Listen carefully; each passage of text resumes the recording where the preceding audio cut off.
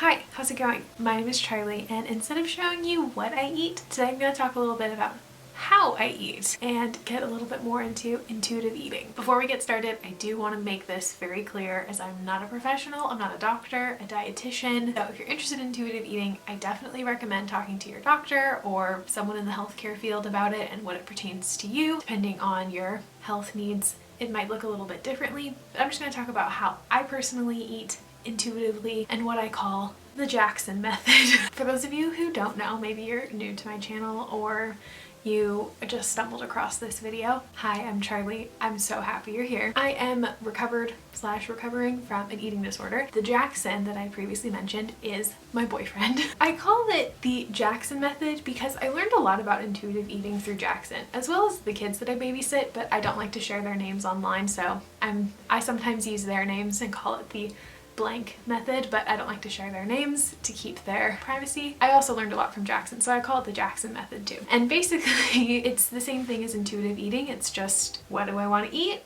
This. I'm gonna eat that. It blew my mind that that was even something you could do, because I ran through all of these rules and restrictions in my head every time I made a choice about what I wanted to eat, and rarely did I ever listen to what my body is actually telling me that it wanted. What is intuitive eating? Let's look at some definitions and our top 10 principles, and then we'll go from there. So, intuitive eating is a self-care eating framework which integrates instinct, emotion, and rational thought. It was created by dietitians in 1995. It's weight inclusive, and it has an evidence-based model. It has 10 principles, which we're going to look at now. Reject the diet mentality, honor your hunger, make peace with food, challenge the food police, respect your fullness, discover the satisfaction factor, honor your feelings without using food, respect your body, exercise, feel the difference, and honor your health with gentle nutrition. I kind of have my own thoughts about how all of this works, and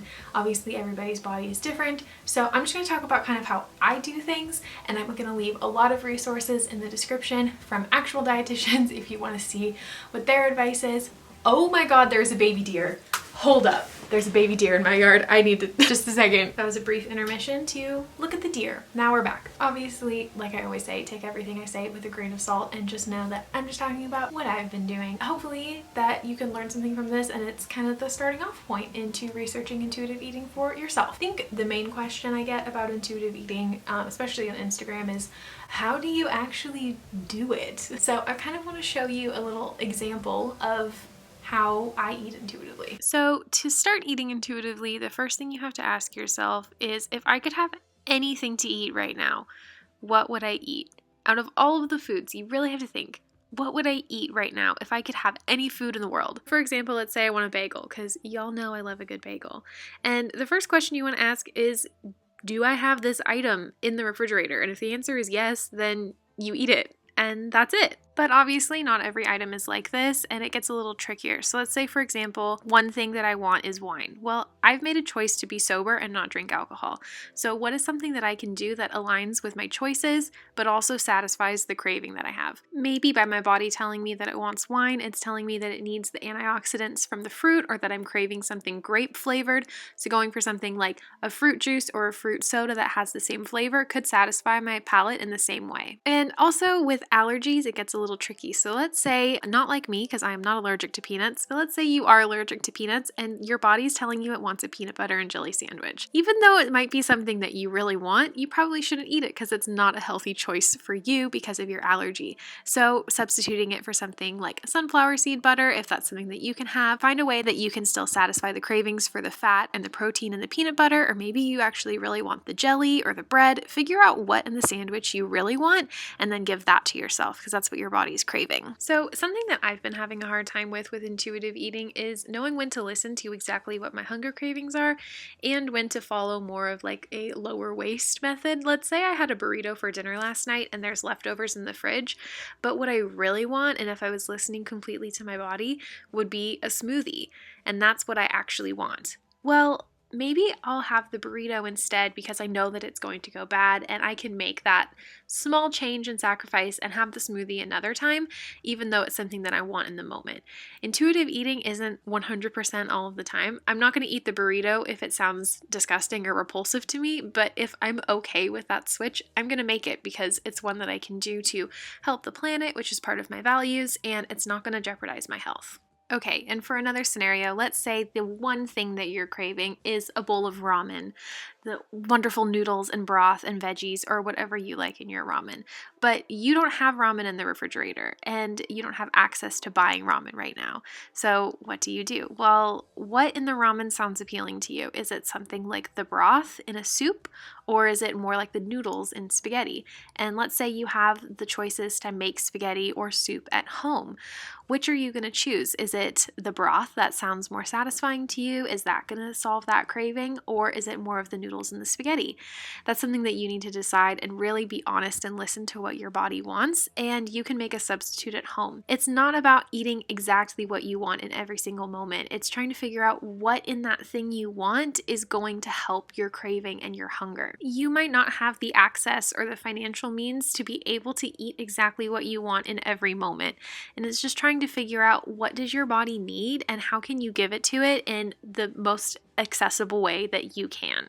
And the last thing that I want to make really clear is obviously there are a lot of foods out there and none of them are bad. All of them offer something to you, whether it's your satisfaction, what your body actually is craving, the nutrients that your body needs. But the comfort factor, the family factor, the cultural factor is all really important, and I don't want that to get overlooked. I also want to say that intuitive eating isn't a diet. Just because you're eating intuitively, it might mean you gain weight and it might mean that you lose weight. It just depends on where you're coming from. Especially if you're coming from a eating disorder background, restrictive eating disorder background, you might gain weight, but if you're coming from a different type of eating disorder, you might also lose weight, and it just totally depends on where you're coming from, and listening to your body is totally different. Sometimes it means eating more, and sometimes it means eating less, and sometimes it just means eating different foods. Hi, Editing Charlie here, and I just wanted to point this out because I didn't think about it until I started editing, is that this intuitive eating doesn't apply to prescribed meal plans by your doctor for those of you who are in eating disorder recovery. If your doctor is giving you a meal plan, whether it be in treatment or whether you're outpatient treatment, you need to listen to your doctor, because even though you feel like you know exactly what your body needs, the situation between your brain and your body right now is a little skewed because you're in recovery. So please listen to your doctor. I know that there are some doctors who don't have your best interest in mind, but they are the trained professionals here, and if they're telling you you need to eat more food than you're comfortable with right now, your body might actually need to eat more than you're comfortable with right now. That's not something that I've had to experience before, but I've heard a lot of stories about people who are eating beyond their fullness cues in order to get weight restored. So please keep this in mind, that intuitive eating is not for everyone in every stage of life. You might need to eat more than your body's comfortable with, and everything will be okay. Intuitive eating will be there for you when your body is ready for it, but please listen to your doctors. Please listen to them. They are the trained professionals, and even though you think you might know everything about your body and food, there's still so much to learn. Your body is really good about telling you what it needs. I think something that people are worried about all the time is like, but Charlie, what about balance? What about planning out balanced meals? It's like, well, my body kind of balances on its own. For example, yesterday I really wanted peanut butter tortillas, just like peanut butter on a tortilla rolled up. I had 2 of them for lunch. There wasn't any fruits or vegetables in that meal at all, but my body wanted it so bad. But then later that night, I had a salad at dinner and my body really wanted a salad. I took a big helping of salad and it tasted really good. But if I had forced myself to eat something that afternoon that I didn't want, my body wouldn't have been as happy. Sometimes being healthy is listening to what your body actually wants and not forcing something that's stereotypically healthy into your body, because that's actually not that healthy. Another thing people are always wondering is, Charlie, but what if I eat too much of one thing? Or what if I eat just too much in general? Your body probably needed it. There's obviously outlier cases, I'm sure. I'm not an expert, as I said, but from my own experience, I can tell you that I was so worried about eating too much. I was so worried that I was just gonna eat and eat and eat and never stop. But you will. You will get full and it'll be okay. It's also something called extreme hunger, which I have never experienced experienced. I definitely have had days where I feel extremely hungry, but extreme hunger is something totally different, and if you're interested in learning about that, I also have some info in the description. This video is just basically like a, hey, this is my face, now look in the description for all the information that you want. I think something that's really interesting about intuitive eating is that it's described as like a self-care, and I think that relates a lot to one of my previous videos that I did where I was not taking very good care of myself, and I was talking about how intuitive eating and self-care have a lot in common because it just depends on what you need in the moment.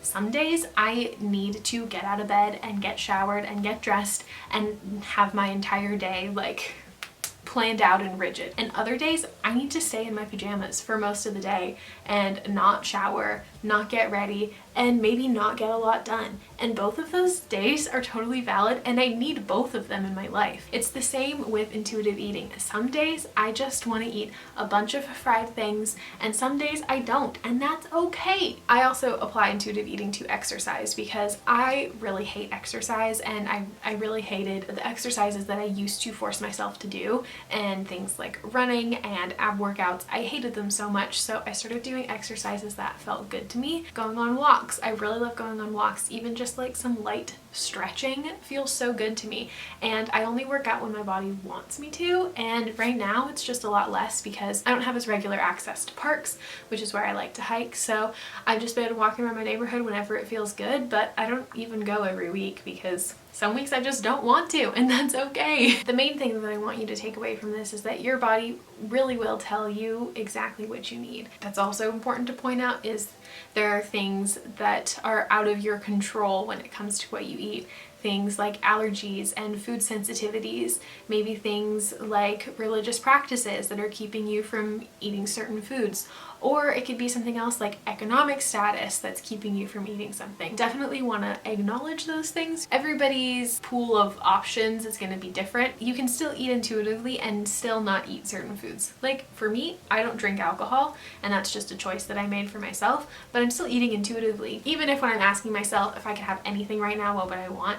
And the answer is alcohol, usually I have something like, okay, well, I've decided that I'm not doing this for XYZ, so I'm gonna choose some kombucha instead or something like that, or a glass of soda. So you can obviously take your allergies and your religious practices or your cultural foods into account, because I don't want to overshadow that at all with all of the other things I was talking about, because it's definitely important to still abide by the things that you have value in or your life depends on in terms of allergies. So I just want to make that clear as well. I think something that is super important about intuitive eating is you can't classify foods as good and bad, because all foods have nutrients and all foods do have value to the body. There are certain foods that have more nutritional value than others. For example, there are some fruits that have more nutritional value than other fruits. Does that mean we're going to cut out all of them just because this one is seemingly better than the others because it has more vitamin C or something like that? No, all of them have value in different ways, and I think the satisfaction factor and like how things taste and how you feel when eating them is something that totally needs to be included with intuitive eating. Your feelings and your taste buds totally matter. Intuitive eating isn't just I'm gonna eat everything. Intuitive eating is what do I want to eat? What do I actually want? Breaking down what you actually want to eat takes practice. You just have to keep going. At the beginning of intuitive eating for me, I pretty much I ate a ton of like vegan chicken nuggets, french fries, sodas, and chips because that's just what my body really wanted at the beginning, which were amazing and delicious, and I still eat them now. My body just really wanted them because I had kept myself from eating them for so long. Something that I've also been trying to do with intuitive eating is let myself eat at any time of day that I want, which I know some people don't like, and I did try intermittent fasting when I was in my restrictive eating phase of my life, and it just added to the food rules that I made for myself. So something that I've been trying to do is, let's say lunch is at noon, for example, and it's 4 o'clock, and I am so hungry that I feel like I could eat a whole meal. Tell myself, no, you don't need to eat, just wait until dinner. But then I think, okay, if it was noon, would I eat lunch right now? If it wasn't 4 o'clock, let's just put the time aside. If it was lunchtime, would I eat? Yeah, I probably would. It's not at the typical time of day. Even if I think it might ruin my dinner, I don't really care. I want to eat. Keeping myself from eating when I'm hungry is restriction, and I need to not do that. So I hope that that kind of clears things up. As I said at the beginning, I'm just trying to eat it's the best I can for my body, and that's totally different from how you need to eat for yours. Something that I've learned through Jackson, my boyfriend who I mentioned at the beginning, is that he just eats what sounds good to him, and when he goes grocery shopping, he doesn't look at things for the least amount of calories. He looks at the most because he wants the biggest bang for his buck. And I think that something like that totally changes the way that I think about my own food and my own body, and it's been really helpful for me to see someone else's experience with food, it being a totally different one than my own. When we go out to eat, he just orders anything that he wants off the menu. He doesn't deliberate for so long. He doesn't try to figure out what he's actually going to be getting on the plate. He's like, that looks good, I'm gonna get that. And it's something that I really have been working on, and hopefully I am there or close to there. Thank you so much for watching. I hope that you learned something from this. Please check out the resources that I left below. Highly recommend looking into it more, especially maybe talking to your doctor or someone that's in the healthcare field that can help you out and navigate this, because this isn't a diet. I highly recommend just, you know, letting your body take care of the balance. You don't need to think about it, just your body knows what it's doing. Your body's designed to take care of the balance for you and let you know when you need something and let you know when you don't. I think that's something that we all can learn from our own bodies. Thank you so much for watching, and I'll see you in the next one. Bye!